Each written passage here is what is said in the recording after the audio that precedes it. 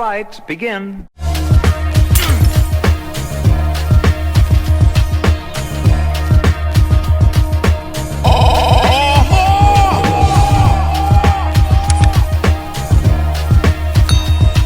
What's going on, YouTube, and welcome back to the channel. I hope you guys woke up happy and healthy. That's the most important thing. Now, before we go any further, I want to ask you guys a favor. Go ahead and hit that like button and also smash that share button so we can push this video through the algorithm and hopefully get this channel to where it needs to be. Now, with that said, let's go ahead and dive face first into the drama. And I want to talk about this NeNe leak situation. So let's first talk about the fact that the streets are reporting that NeNe has a new man. So the scoop is Trina actually threw a party over the weekend, and it just so happens that NeNe was in attendance. Now, NeNe wasn't alone. She was chilling with some guy. I'm a project, so yeah.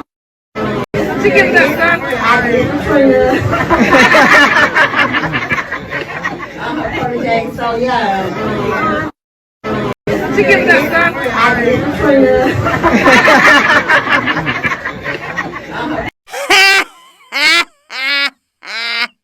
Now, I don't know about y'all, but it's the fact that Greg hasn't even been laid to rest for 6 months yet, and NeNe is already out here publicly dating. Now, am I completely shocked by this? Nope.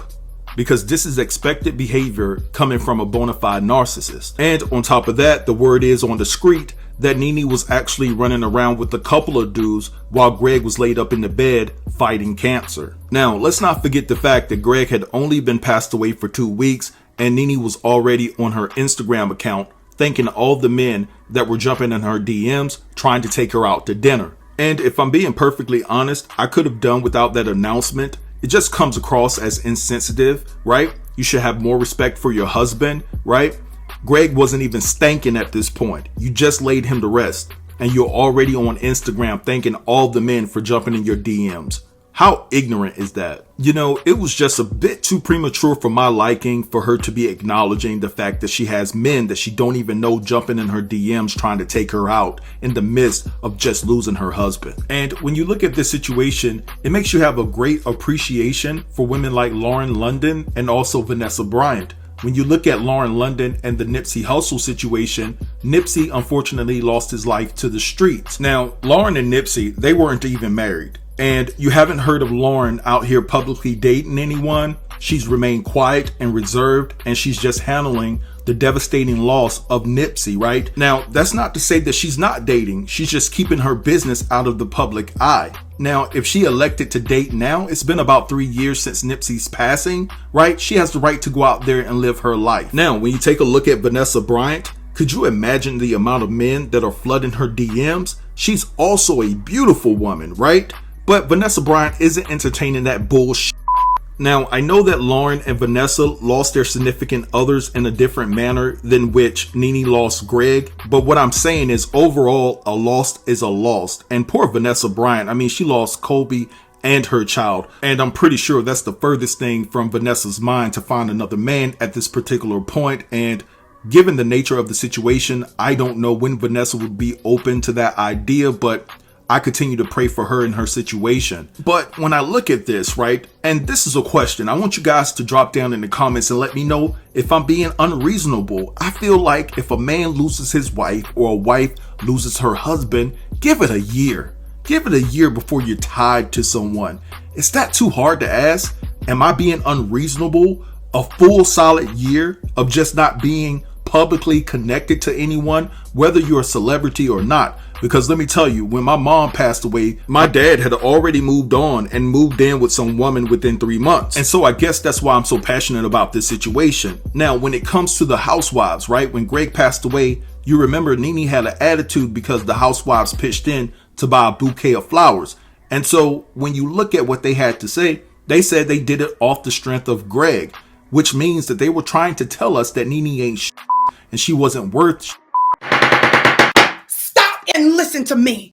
Now, another situation that's going on with NeNe is her financial stability, right? Because I reported, that she lost all of her swag boutiques and that the employees were trying to chase her down for their last paychecks. She didn't pay them. She just went and cleared out all of her swag boutiques, and they're wondering, like, where the hell is my last paycheck? And then on top of that, NeNe Leakes is trying to sell the house that her and Greg shared. Back in September, she listed it for $4 million.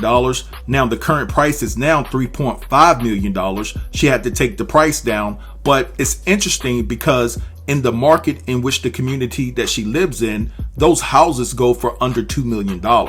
So basically it's overpriced. Now, the fact that she added an extra bedroom equals up to an additional $2 million in Nene's mind, and they're just not going for it, not in that market. Now, it's also being reported, and shout out to TamerTitles.com, that the Lenithia Lounge, which Nene owns, is basically on shaky ground, and she could lose it if she's not careful. Now, it seems that Nene is having some financial issues, right? Because what she's asking her staff to do in order to cut back on expenses is just bogus and bonkers in my opinion. So guys, let me read to you all what they had to say in regards to this situation.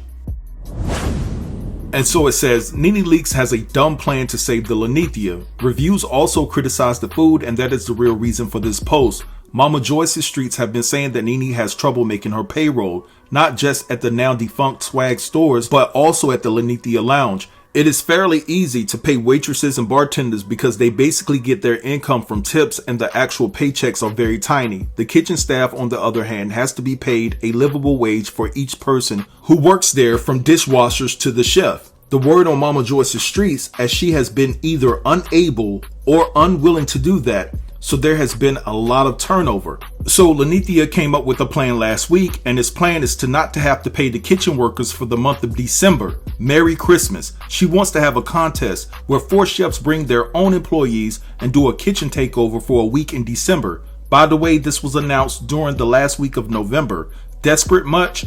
The post by Nene has been since deleted. Perhaps no one wanted to work for free for a week during the Christmas season. She was inviting people to the Lenithia just last night, and one of the hashtags was #DeliciousFood. You're a weird mother. So how in the world do you gain enough courage to ask your kitchen staff to basically work for free, right? They have family, they have kids, some of them have children. It's Christmas time.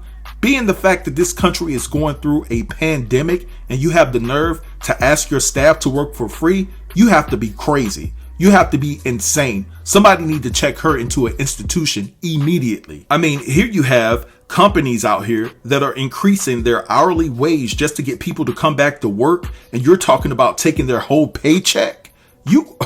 Anyway, guys, drop down in the comments and let me know what y'all think about this particular situation. Don't forget to like, comment, share, and subscribe, and I'll get with you in the next video. Thank you all for watching. Peace.